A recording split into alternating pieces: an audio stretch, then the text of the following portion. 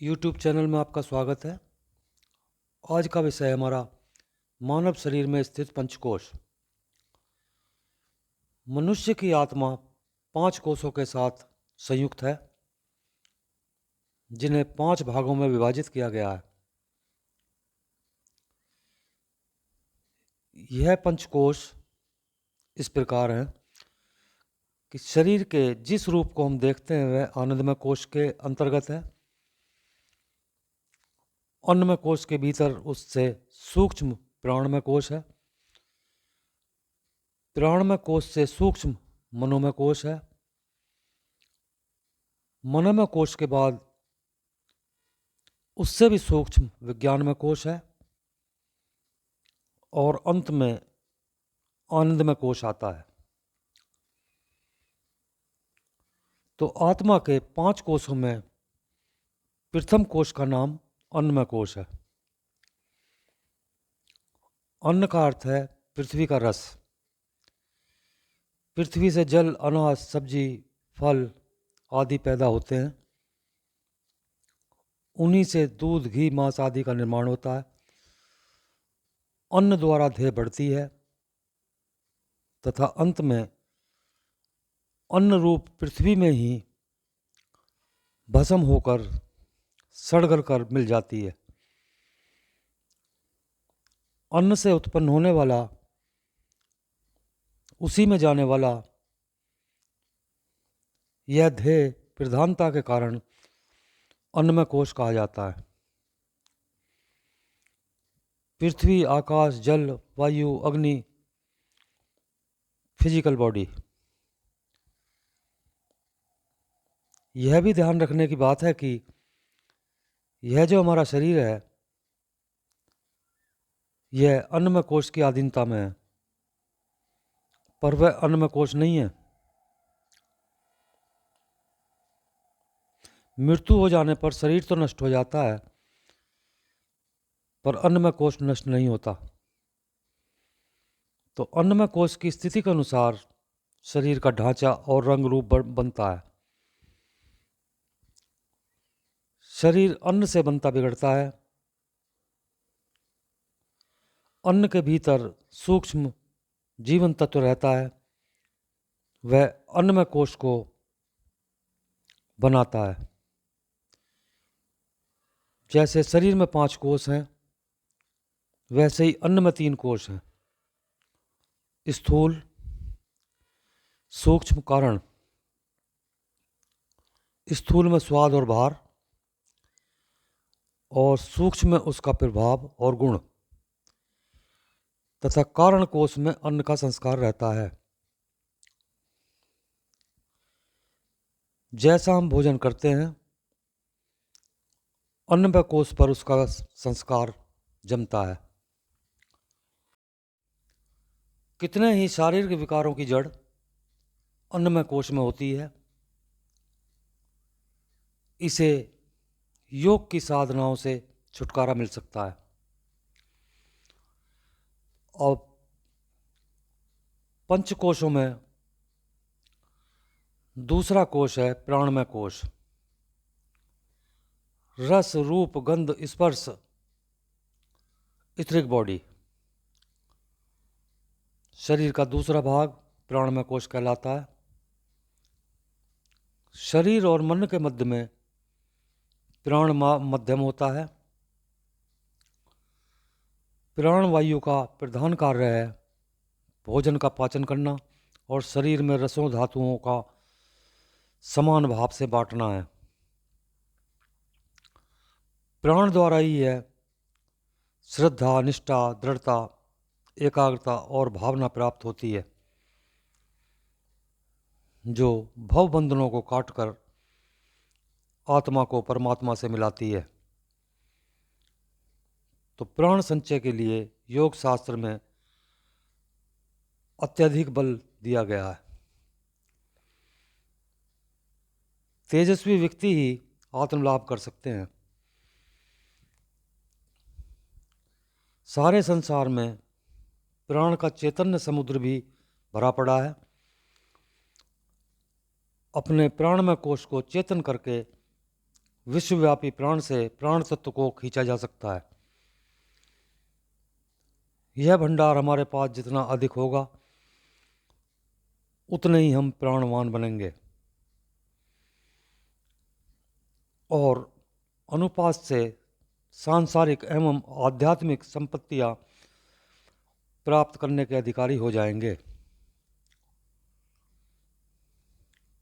पंचकोश में तीसरा कोश है मनोमय कोश। भाव शरीर एवं सूक्ष्म शरीर, मेटल बॉडी, इस प्रधान भाग को मनोमय कोश कहते हैं। मनोमय कोश के अंतर्गत मन, बुद्धि, विचार, तर्क, अहंकार और चित्त होता है। इसको प्राणायाम एवं ध्यान योग के द्वारा शुद्ध किया जाता है। मन बड़ा चंचल और वासनामय है। यह सुख प्राप्ति की अनेक कल्पनाएं किया करता है और मनुष्य ऐसे कार्यों को अपना लेता है जो उसके लिए अनावश्यक एवं हानिकारक होते हैं। तो गीता में कहा गया है कि मन ही मनुष्य का शत्रु और मन ही मित्र है। बंधन और मोक्ष का कारण भी वही है। वश में किया हुआ मन अमृत के समान, पर जब मन वश में नहीं होता तो विष के समान होता है।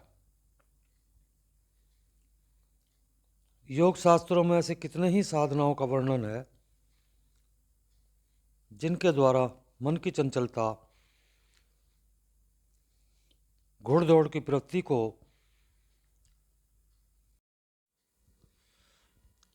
रोक सकते हैं, जैसे ध्यान, त्राटक, जप आदि।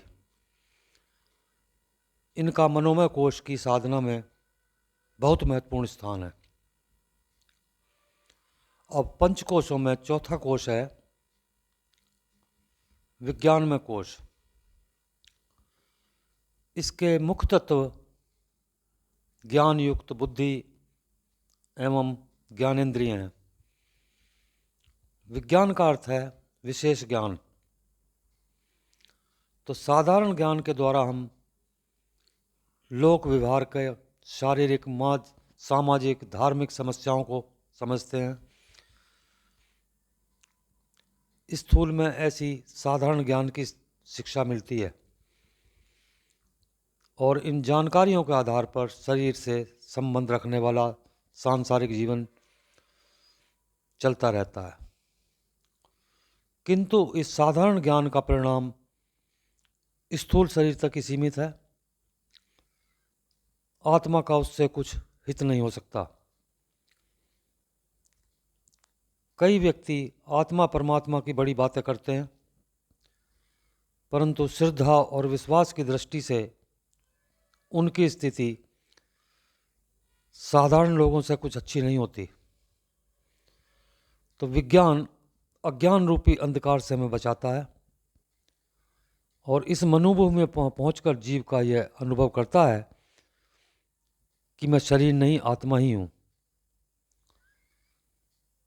उस मनोभूमि को विज्ञानमय कोश कहते हैं। विज्ञानमय कोश की चौथी अवस्था भूमिका में पहुंचे हुए जीव का दृष्टिकोण सांसारिक जीवों से भिन्न होता है।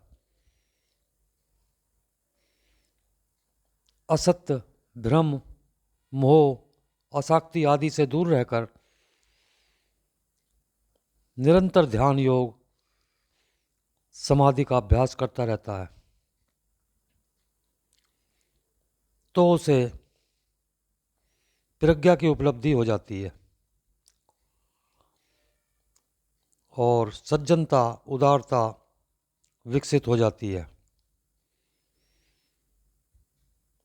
और मानव में देवत्व और परमात्मा की विशेषताएं उभरकर झलकने लगती हैं। पंचकोशों में पांचवा स्थान आनंदमय कोश। इसका संबंध सूक्ष्म जगत से अधिक रहता है। निर्विचार समाधि दृढ़ होने पर, इसकी प्राप्ति होने पर साधक व्यक्ति आनंद कोश में जीवन मुक्त होकर सदा आनंद में रहता है। परमात्मा दर्शन, अनुभव, मोक्ष, मुक्ति जैसी महान उपलब्धियां हो जाती हैं। जिस आवरण में पहुंचने पर आत्मा को आनंद मिलता है, जहां उसे शांति, सुविधा, स्थिरता, निश्चिंतता की स्थिति प्राप्त होती है, वही आनंदमय कोश है। आनंदमय कोश की स्थिति में पंचम भूमिका है। इसे समाधि अवस्था भी कहते हैं। धन्यवाद।